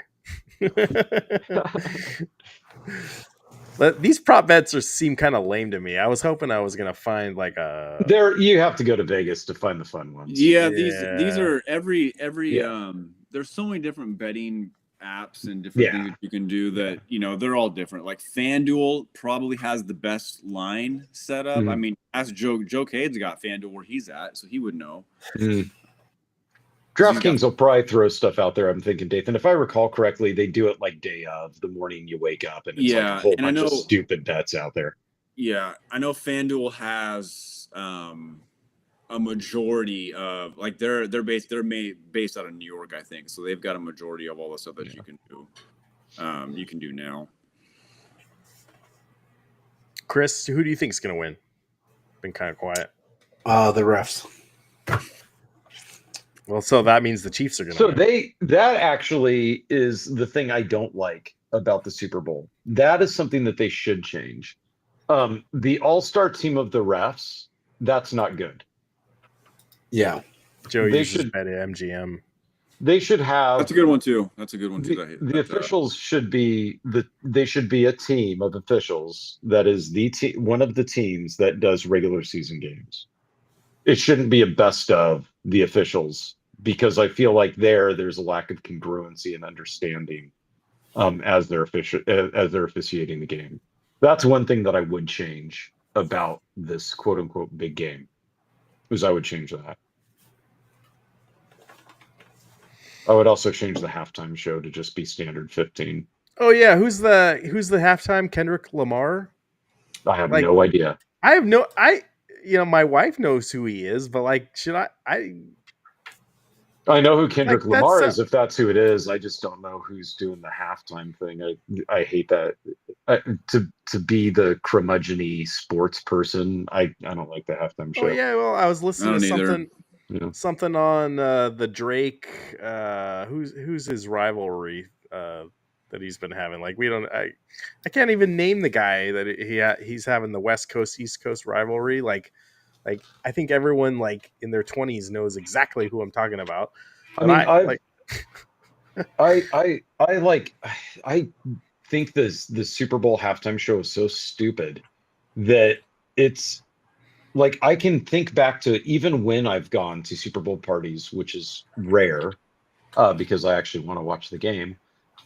Even when I was surrounded by people who didn't actually want to watch the game, they didn't all stop what they were doing to watch the 30-minute halftime show.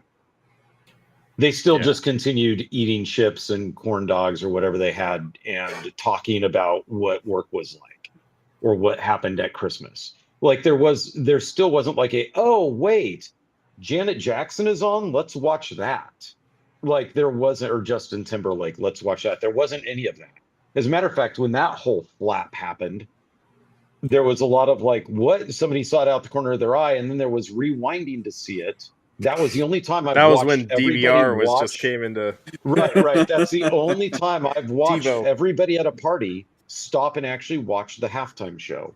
Other than that, if they wanted to make a real halftime show, they would find an artist that actual football people like to watch, and then they do it.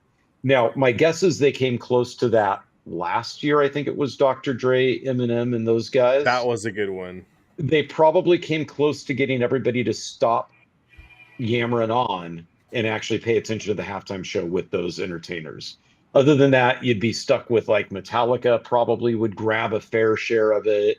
One of the hot country artists would probably grab a fair share of the Super Bowl parties to sit and watch it.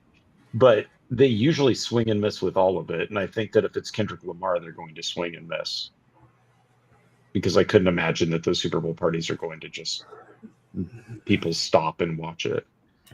Yeah, and But a lot yeah, of the artists they have on are like they're doing shows that it's like they're past their prime, I guess is what I'm trying to say. Is like they're doing Well, yeah. There's their nostalgia trips. Who was right? the girl they had on last year? Like she hadn't done any music in like 10 years. Oh yeah, okay, yeah. Drake is fighting with Kendrick Lamar. Okay. Yeah, I couldn't remember. Like I don't. I'm not. Has been going for a while. I am definitely not a music guy. Mm. So like, especially like new music. Yeah. So I just heard on the news that Drake is suing Kendrick Lamar now. Like, okay, we'll see how this goes. Like, who cares? Where's my who cares one? I've probably heard their music somewhere, but I have no idea. Well, and I was at the supermarket, and there's a new Oreo flavor. No. The Post Malone. Yeah, who the hell is Post Malone? Oh, he's an artist. I'm like an old guy. He's a Like, musician, who is this guy? I think he He's started popular. out with the United It's like he States gave an Postal Oreo Service. flavor to Chris has his own Oreo flavor. Like, who is this guy? Like, what? Yeah, I've seen him in a couple of movies. He I've seen did. Post Malone. My wife told me that he did the soundtrack, one of the songs in the Spider-Man No Way Home, or not No Way Home, the animated one. The animated one, yeah. Yeah. So I was like, all right. So maybe, I guess he's cool. Yeah, everyone fights with everyone. People need purpose, so they fight. Yeah. Oh, talk about guys that fight in the home arcade community. My God. But yeah, I wish that they would not do away with the half. I mean, I wish that people just have fun with it. So that's cool, whatever, But it seems to me like whenever I'm around Super Bowl parties, which again isn't very frequently, that the halftime show serves nobody. So just make it the 15. Let me keep watching my game and call it a day. For Like sure. that's kind of my thing on it, you know. I remember when they had Indiana Jones as the halftime show. What year was that? Was that like 19? That might have been 88. right after Last Crusade or Yeah, something. it would have been after Last Crusade, right? It was not a music show. It was like a kid acting show. They probably Yeah. did a Transformers one. They didn't do a Transformers one, dude. Stop. Okay. Yeah. It was 1995. Oh, okay. You have it? Yeah, I found it. Okay. 1995. That's actually Yeah. not as old as I thought it was. Interesting. All right. No, not as old as. Yeah, you're right. Not I as old as you thought it was, and I do remember it. I don't know why I forgot it until you brought it up. Yeah. That was probably the last non-music one they ever did. It probably But got yeah, bad it was ratings. the 49ers and Chargers, right? Yeah. Was the game. Where, of course, the Niners just kicked the crap out of the, the Chargers. That was But the yeah, last time the Niners won. The last couple times the Niners can't win. Yeah. So it'll be, I mean, you know, I hope it'll be fun. Yeah. You know, it's I hope that it's a memorable game, even if it's not a good one. Yeah. Well, that's what you normally want with these games, is for them to be good and not like one-sided. A lopsided game sucks. It doesn't matter who you're a fan of. It's never fun to watch any type of sports game where one side is just playing and the other side just decided they wanted to stay home. Of course, sometimes you check out, and that can be dangerous. You quit watching TV because somebody's up 20 some odd points, right? And you're like, you know, I'm done. And then the other team flips it around. Is that the Atlanta Falcons, Patriots? Who were they playing? They were up. Well, the Seahawks did it. They lost, unfortunately, at the end, but they came back. That was a monumental comeback for them. Oh, GeForce Guy says he's from Philly, so he's praying the Eagles win. Yeah, I don't think it's bad. You root for your team, man. Do you sing the song? Is there? I heard there's an Eagles song. I haven't heard it. Is that the one that was on It's Always Sunny in Philadelphia? No, there's like another one. Well, it might have been. I don't know. Is there a Seahawks song? No, I don't think so. I don't think so. You don't sing the Seahawks song when you like? No, anytime they get the first down, they always do that hawk noise that screams across the stadium, which is actually kind of cool. But I don't think there's like an actual song. I like in Minnesota they just do the the horn thing. They yeah. also the skull chant where they clap at the beginning. Oh, okay. Yeah. That's what they do. That's cool. Anyway. No. All right, that's all I got for you guys. Any final thoughts? Here you go. You can throw that up. I don't know if you can play it for everybody. All right, I'll try. Let's see. Let's see. That's my final thoughts.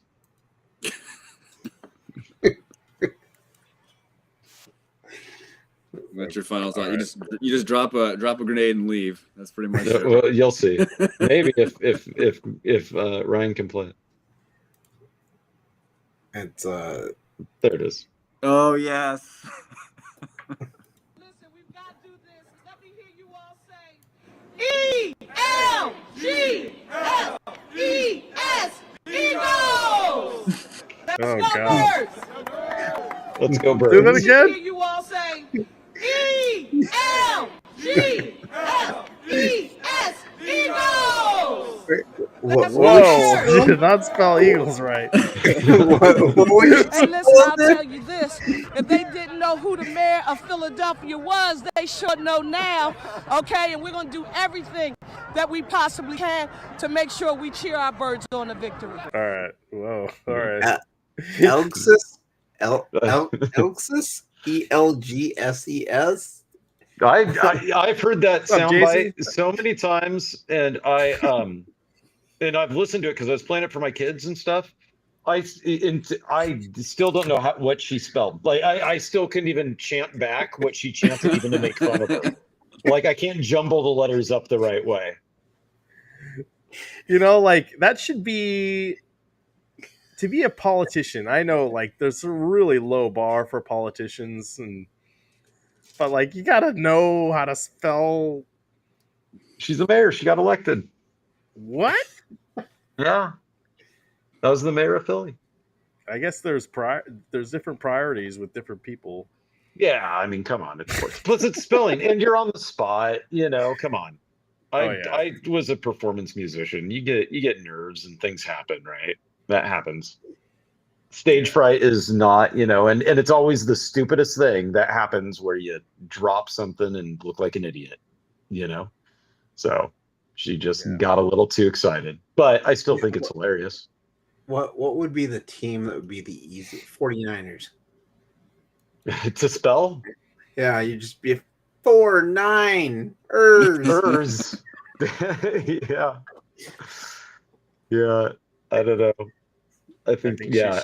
Jason says I think she should be required to spell mayor on the spot or be fired. Yeah. Well, we'll see what happens. I think I think that it could be not a fun game to watch, and I hope that I'm wrong, because usually when I predict these things, the opposite happens. So I predict the Chiefs are going to win by 50, and it's not going to be any fun to watch. Maybe I don't really care. I just want to win my bets. That's part of it, Dathan. I have 10 of them. I know I'm not going to win all 10. I'll win if I can maybe win 7. I'll be happy.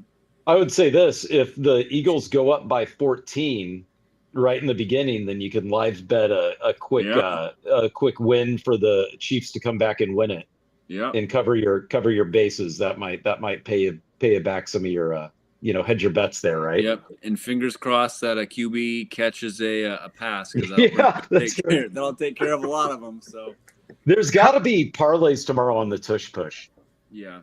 Or not parlays, but side like prop bets on like pushes are going to. There's a lot of I think there were 2 separate ones that were 1-yard rushing touchdowns.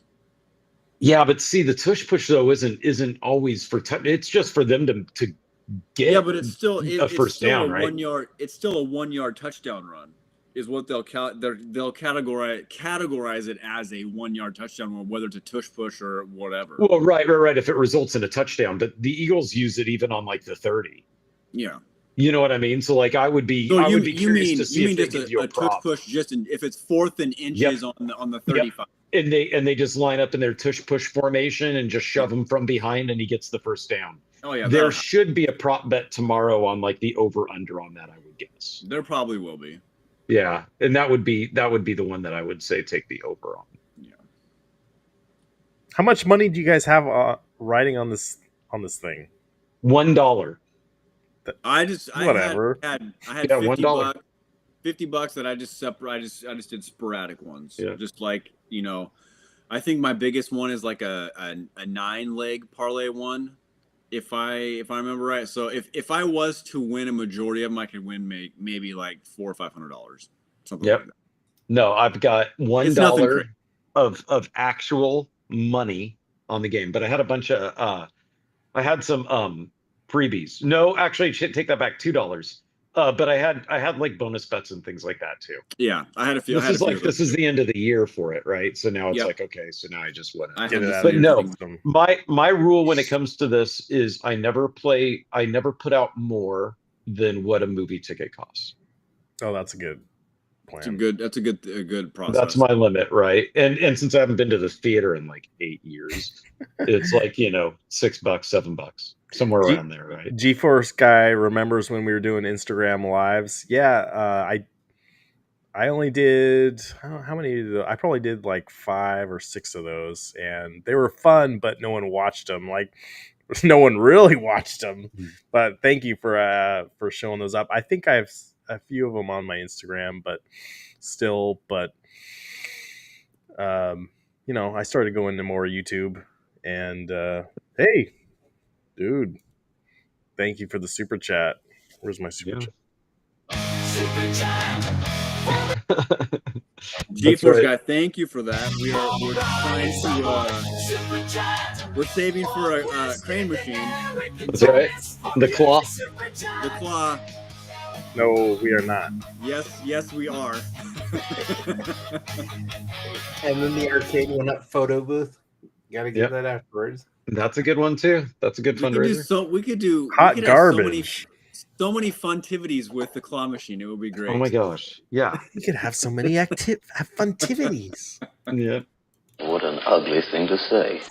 No, it's a great thing to say. But yeah, GeForce guy, I'm rooting for the Eagles for just for that super chat. Like for sure. Like, thank you, GeForce guy. You're a good dude. Thank you. Thank you.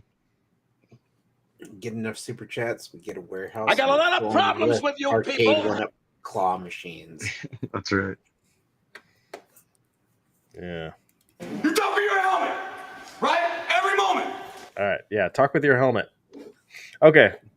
Thank you guys. Good show. That was a very random show. I appreciate it.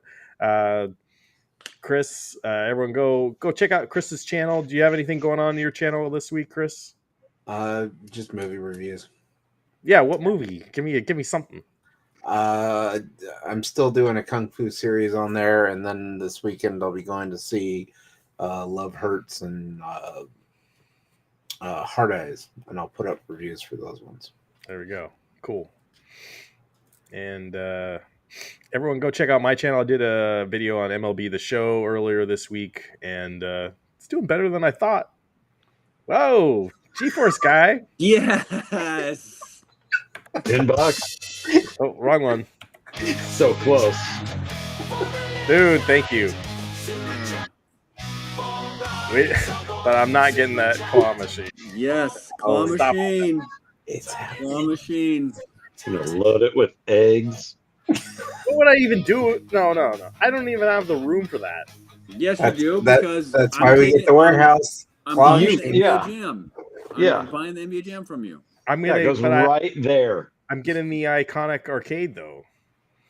Doesn't matter. Street Fighter iconic. You'll just build a new wing of your house. This is what you've always wanted, an expansion to your house. My wife talk would about divorce like, me. oh, I want a bigger bathroom. I want a bigger this. No, you don't. You want a room for the claw machine. I liked Eric's idea a few weeks ago. Eric's idea a few weeks ago was get rid of the hot water heater. Just put it right there. That can work too. There is always room for claw machines. I need my hot water. Yeah, that's always an room old for a claw saying. machine. You know, my dad didn't say much. He was a man of few words. But one of the things that he imparted on me before leaving this great earth is there is always room for a claw machine. Wise man. Yep. Wise he man. Did not Rest in peace. Oh yeah, he wouldn't shut up about claw machines. He didn't talk much, but if you ever started on with the claw machine, just pull that little string. Yep. Travis is getting loopy. I haven't had dinner. All right, guys. Yeah, go get dinner. Peace out. Thank you for the Bye, super guys. chats, We'll see you guys. next week. Good night.